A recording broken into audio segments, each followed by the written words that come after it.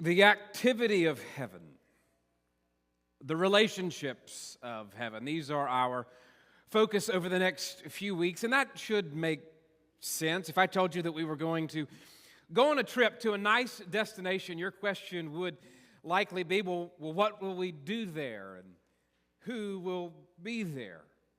And so for our eternal destination, the answer to those questions have even more meaning. What will we do forever? Who will we be with forever? Your gut reactions to those answers, to those questions, may reveal a need to examine more carefully your thoughts toward heaven. A better word than thoughts might be imagination.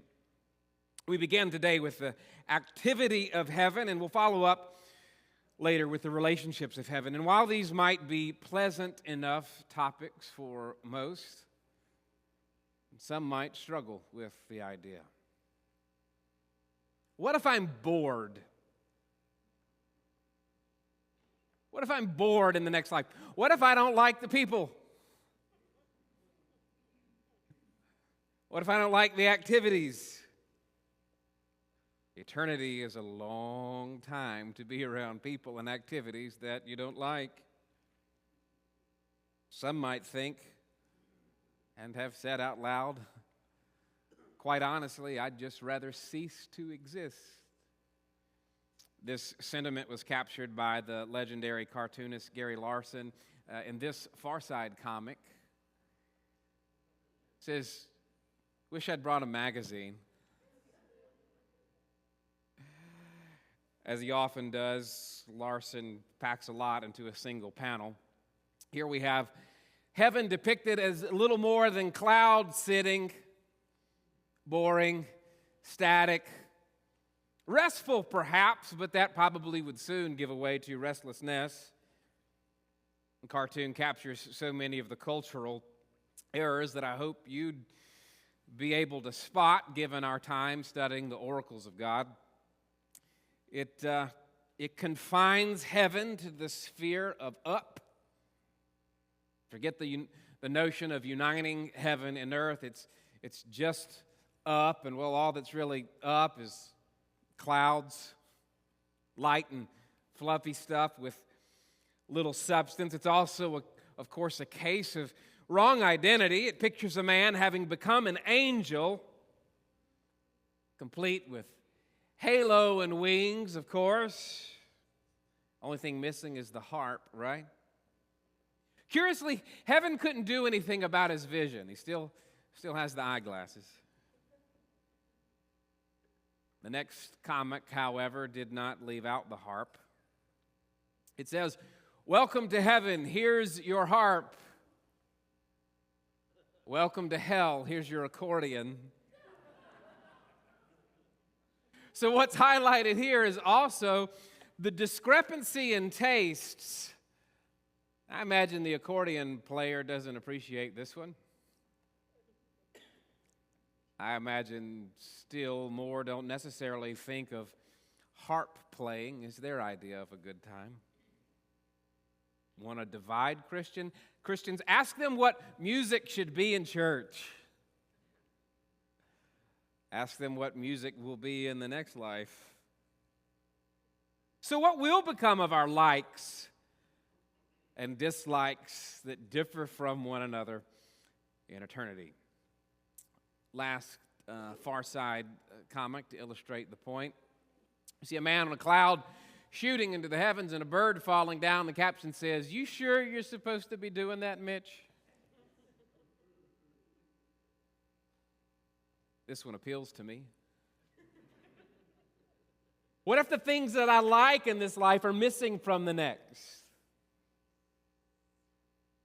I desire to hunt in the next life, but there's something probably about death that just doesn't quite square. It should be no surprise that worry or anxiety about the nature of the next life is a common thought. You see, the enemy's lie from the beginning to humanity has been Are you sure this place is really all it's cracked up to be?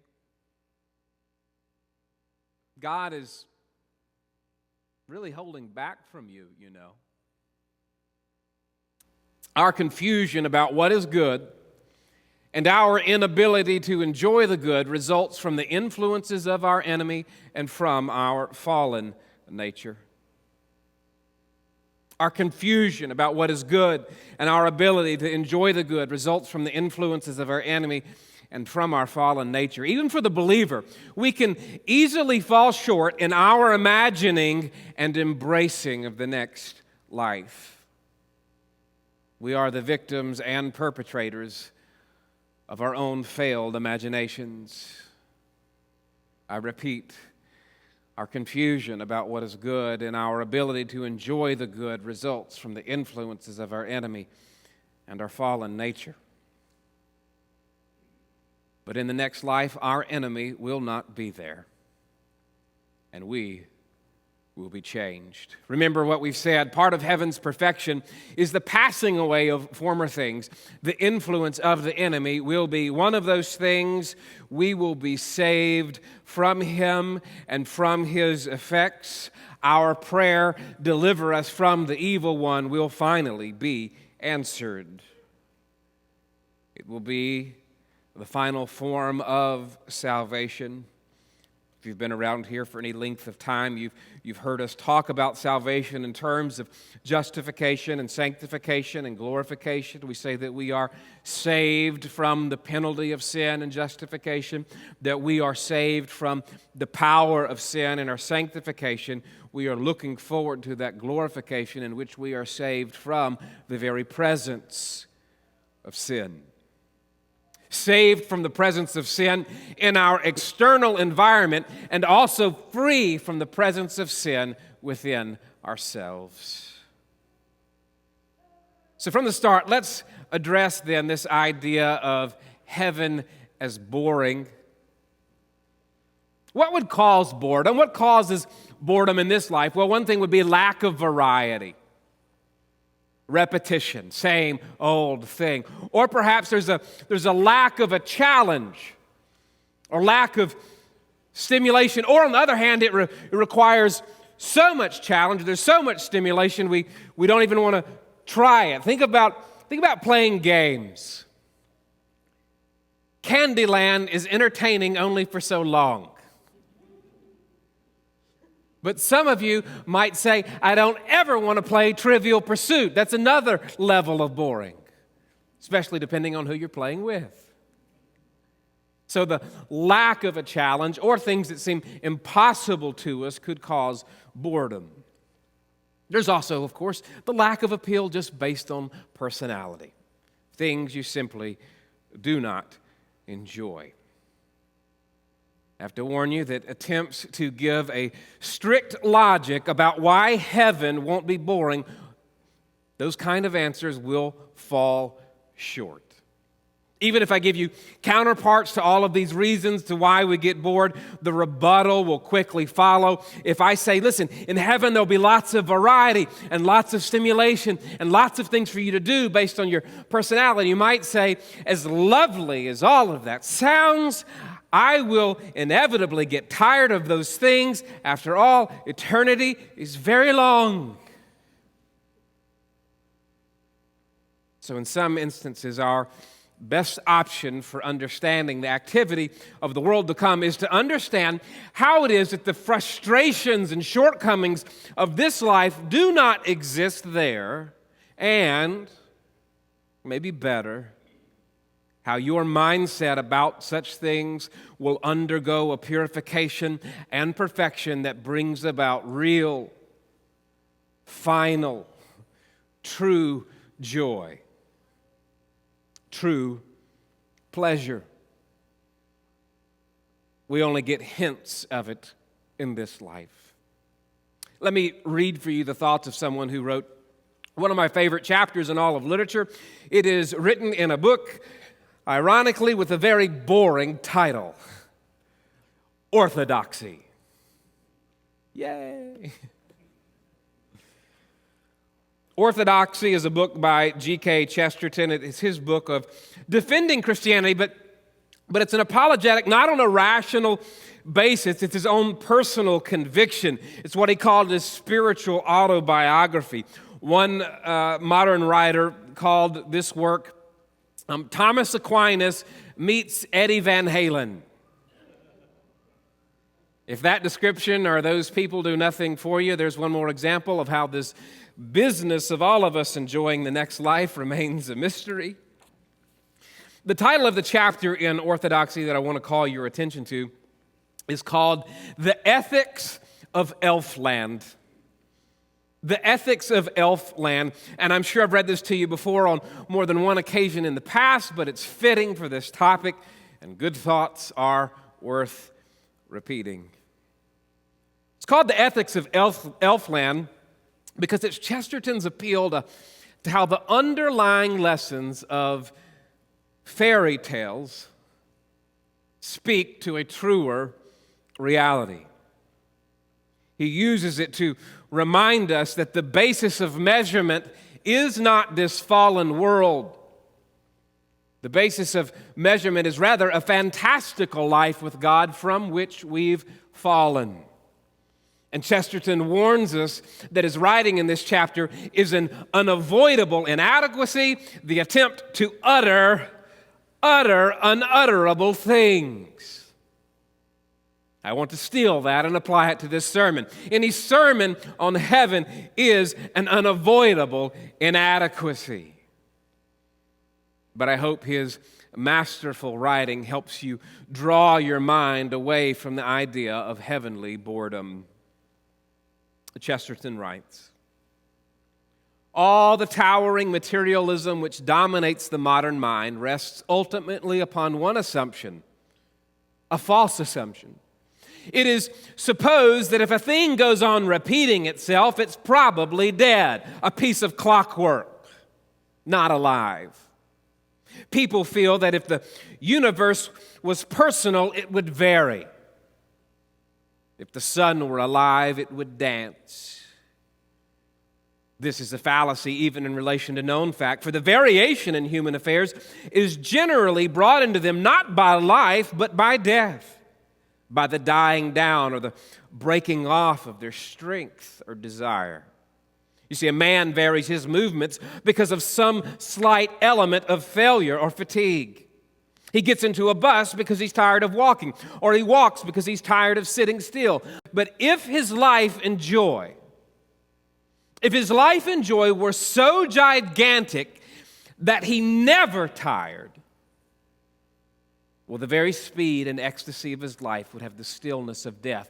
The sun rises every morning. I do not rise every morning. But the variation is due not to my activity, but to my inaction. Now, to put the matter in a popular phrase, it might be true that the sun rises regularly because he never gets tired of rising. His routine may be due not to a lifelessness, but to a rush of life. The thing I mean can be seen, for instance, in children. In children, when they find some game or joke that they especially enjoy. You see, a child kicks his legs rhythmically through excess, not absence of life. Because children have abounding vitality. Because they are in spirit fierce and free. Therefore, they want things repeated and unchanged. They always say, do it again. And the grown-up person does it again until he is nearly dead. Hear this profound insight. Grown-up people are not strong enough to exult in monotony. But perhaps God is strong enough to exult in monotony. It is possible that God says every morning, do it again to the sun, and every evening, do it again to the moon. It may not be automatic necessity that makes all daisies alike. It may be that God makes every daisy separately, but has never got tired of making them. It may be that He has the eternal appetite of infancy, for we have sinned and grown old, and our Father is younger than we. Chesterton, in drawing the analogy between heaven and elfland, says, his fairyland is nothing but the sunny country of common sense. And he makes a statement regarding judgment that we do well to hang on to for this series on eternal judgment. He writes, it's not earth that judges heaven, but heaven that judges earth. And he writes, so for me at least, it was not earth that criticized elfland, but elfland that criticized the earth. If I can summarize what he means, it's this: we've in large part lost our ability to wonder, and it is the land of wonder that will win out in the end. And so we should embrace, I think, these appeals to the movements of celestial bodies and the possibility of God's fascination with the individual daisy. Because those things, in a sense, judge us. Rest assured, to become bored of such wonder is not an indictment upon the moon or the daisy. I challenge you to embrace these physical descriptions because they point to this underlying reality. Eternity will be physical. Heaven will be physical. That's the description we've seen multiple times now at the end of Revelation. I hope the repetition hasn't bored you. If you can embrace one more week of not being bored by the same chapters, you will recall that the New Jerusalem has walls and foundations and a measurable shape. It has a river. It has trees. It has fruit. There is the activity as people move in and out of its gates. Well, you might argue, well, Revelation is symbolic.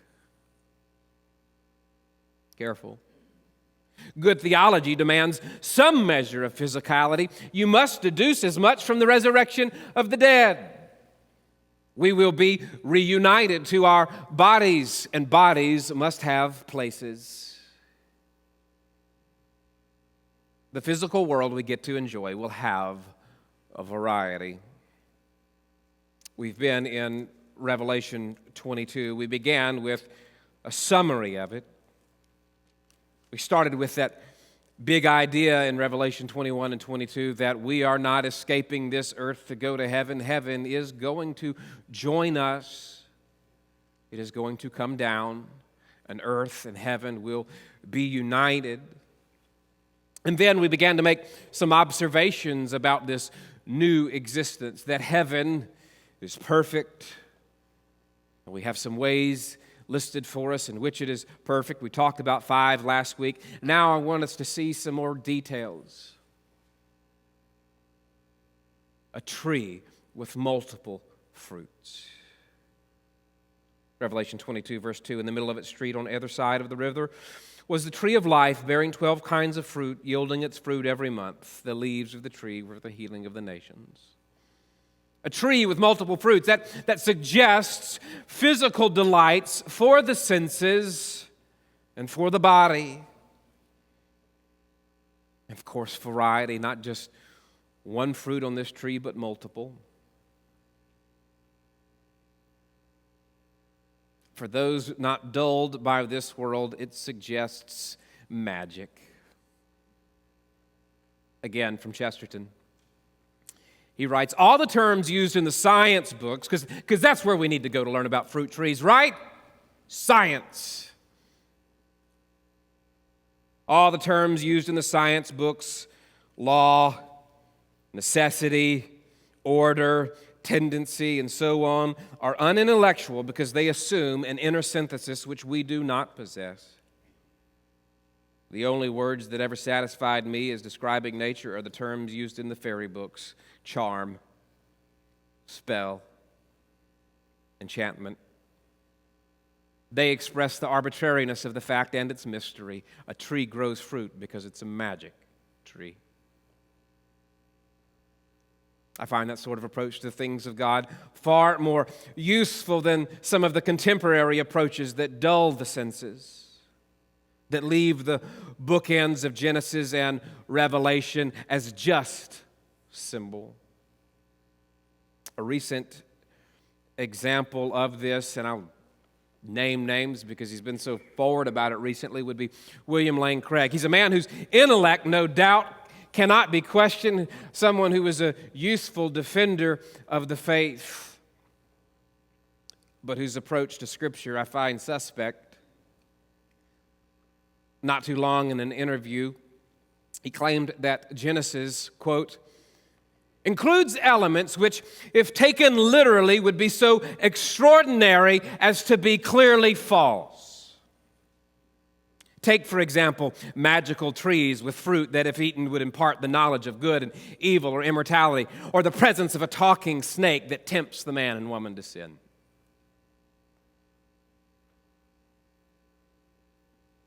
I repeat, he says, elements in Genesis which, if taken literally, would be so extraordinary as to be clearly false. My hypothesis is that eternity will include elements so extraordinary as to be clearly true. There will be no other explanation. And this world has always pointed to such things, but only as a remnant, something that both haunts and promises. And I would find it most reasonable that the ancient world used to point to such things more often and more extraordinarily in its younger years. You see, the world alongside us has aged. Its glory is fading. So in what ways will we act and interact with this physical eternity? A recent project by an artist named Sam Van Aken comes to mind. He has created, I'm putting scare quotes there, has created a tree that produces 40 different fruits. Now, he didn't make a tree, of course. Through much planning and learning and hard work, he gathered and he grafted and he manipulated the world in which the magic is already built in. An activity like that for some might be a nod toward heavenly existence. When I heard about that project about 5 years ago, an activity like that sounded wonderful. A friend even suggested I take it on. Right now, having the time to even think about the activity sounds more wonderful than the activity itself. For some, that might sound way too much like work to be heaven. For others, it speaks of a leisure or freedom that you don't currently have because of higher obligations or physical limitations or demands, or the demands of living in a world that will kill you if you don't try to stay alive. Got to work, got to eat, got to sleep. Got to get up and do it all again. So where is the carryover from this world in terms of being bored if there's not a challenge or stimulation, contrasted with being overwhelmed if there's just too much? On some days, monumental projects that could only be completed in eternity sound exciting. On other days, a 1,000-year nap sounds really good. So which one will be the case in eternity? Will heaven be about great activity, or will it be about great rest? I think we have to conclude that the pleasure found both in activity and in rest will be preserved, and it will fit perfectly the personalities of the inhabitants of heaven. Growing up, I played on several sports teams, and And there was a friend whose house I would go to on game day. And whether it was the court or the diamond or the field or the track, we were usually in the event side by side. We were headed to the same game. We played complementary, if not interchangeable roles, but the pregame approach could not have been any more different. I'd sleep before the games. He had to be active. He'd go cut the grass. Same team, same goal, same role in many cases, quite different personalities. In my freedom, I wanted rest. In his freedom, he wanted more activity. It doesn't seem to me that heaven demands either of those things to pass away. In fact, the early chapters of Genesis teach us that God himself was actively creating and resting. What passes away, it would seem, is rest due to weariness or rest due to fatigue. What passes away is work that will be toilsome.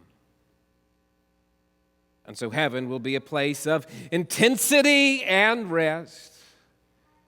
And both will be a pleasure. And we'll be able to sustain the pleasure of both without becoming tired and without becoming bored. Sustained pleasure isn't a mark of this world. We're not capable of it. Unending pleasure, in fact, would be painful in this world. And so we have the various aspects of moments of pleasure in this world that point us to something beyond. We see it in the relationships between lovers who experience the pleasure of anticipation and activity and union and then repose. We see it in the satisfaction of a feast, the pleasurable hunger associated with anticipating the taste. Anticipating the taste of a fine meal. And then the contented fullness of having eaten. The revelry of sharing the meal with someone else. But if we were to attempt to sustain such pleasures, that attempt would not only be painful in this world, but potentially fatal. You see, the excess of pleasure in this life can turn to deadly sin. But there is nothing deadly about eternity.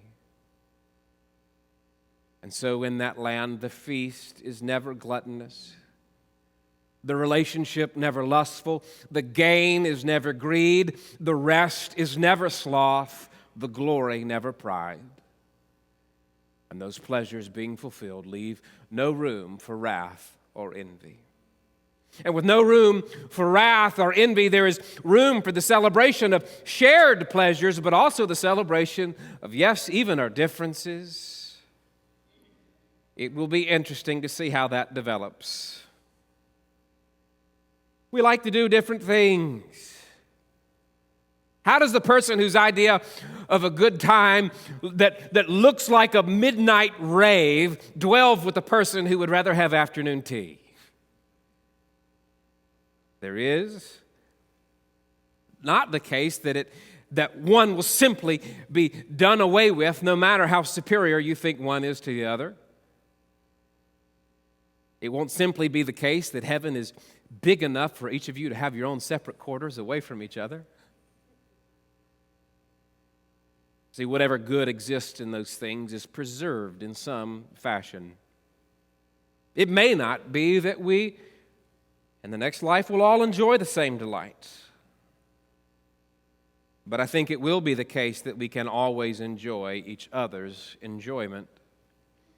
Again, children help us understand this because they engage in activities that we would never find enjoyable on our own. Things that would be downright insane if you did them on your own. I found one of my children this week having dumped all of their clean clothes into the bathtub. Not one of these, not the older ones. and then commenced to taking the wet clothes and throwing them against the wall with great laughter.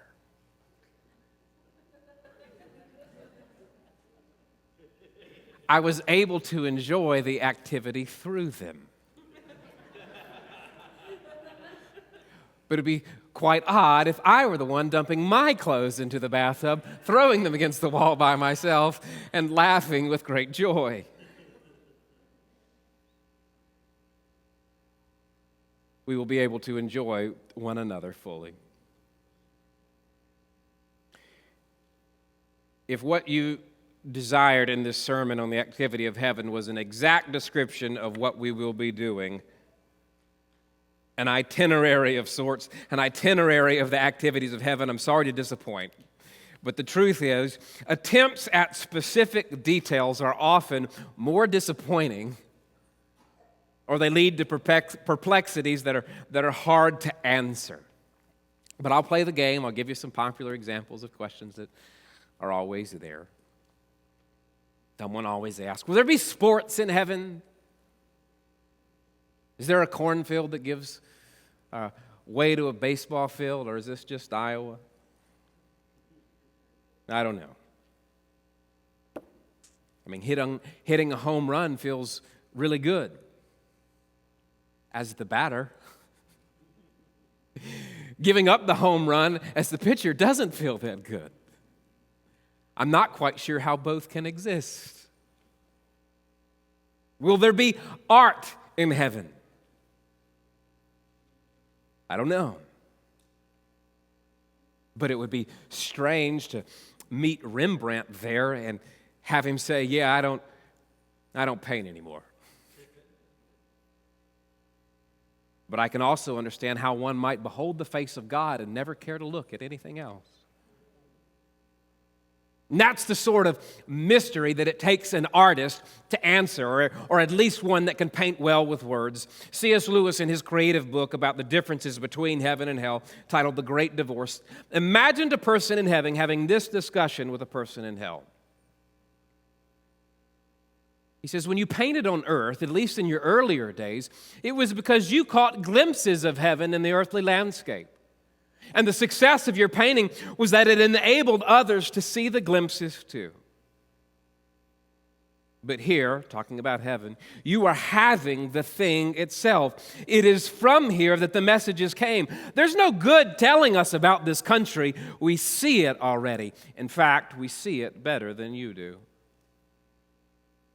And the disappointed painter, having not yet arrived to heaven, said, then there's never going to be any point in painting there?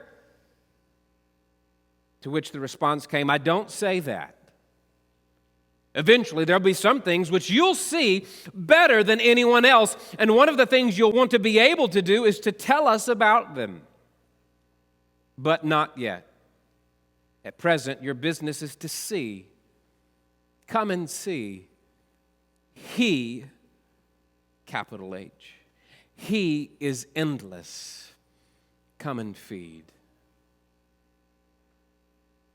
Will I explore in heaven? Will I learn? Well, it depends on who you ask. One writer on heaven said, we won't ever know everything, and even what we will know, we won't know all at once. We'll be learners forever, and few things excite me more than that. But another writer, however, concludes that there will not be ceaseless discovering, but rather there will be endless delighting in what we have already discovered in God, because we will know everything our finite capacity will allow us to know directly through the infinite mind of God. And so, you see, I think how both of these things, both seeking and possessing, have their own enjoyment. It might be the case that we know everything and have the capacity to eternally revel in the knowledge. Or it could be the case that we have to gain knowledge via the senses and have the capacity to internally enjoy that process. We desire both, and it's hard at times to know which we desire more, because in this life, we seek and we desire to possess. But then when we find ourselves in possession of what we hope for, we find ourselves once again desiring to seek. And it's this longing in this life which Lewis thought pointed us toward heaven. He called the longing the secret we cannot hide and cannot tell, though we desire to do both. We cannot tell it because it's a desire for something that's never actually appeared in our experience. We cannot hide it because our experience is constantly suggesting it, and we betray ourselves like lovers at the mention of a name. Our commonest expedient is to call it beauty and behave as if that had settled the matter. Some have identified it with certain moments in their own past, but all of this is a cheat. If a person had gone back to those moments in the past, he would not have found the thing itself, but only the reminder of it. And what he remembered would turn out itself to be a remembering. The books or the music in which we thought the beauty was located will betray us if we trust to them. It was not in them. It only came through them, and what came through them was longing. These things, the beauty, the memory of our own past, are good images of what we really desire, but if they are mistaken for the thing itself, they turn into dumb idols, breaking the hearts of their worshipers. For they are not the thing itself. They are only the scent of a flower we have not found, the echo of a tune we have not heard, news from a country we have never yet visited. I think in a description like that, there is a hope and a sadness, a longing. And I think it echoes what we see in Scripture in Hebrews 11, that great chapter of faith. We read about people who died in faith without receiving the promises, but at the same time having seen them and having welcomed them from a distance and having confessed that they were strangers and exiles on the earth. For those who say such things, make it clear that they are seeking a country of their own. And indeed, if they'd been thinking of that country from which they went out, they would have had opportunity to return. But as it is, they desire a better country, that is, a heavenly one. Therefore, God is not ashamed to be called their God, for He has prepared a city for them. I suppose that I should have said that the activity of heaven is worship. That's what the pastor should say, right? But that's a letdown for some of you because your definition of worship is so small. And you'll think of it as only music, and you'll hope that certain people aren't in charge of the playlist.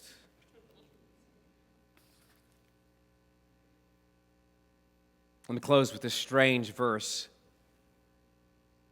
and the way in which it helps us understand even worship of the next line. Revelation 22, verse 8.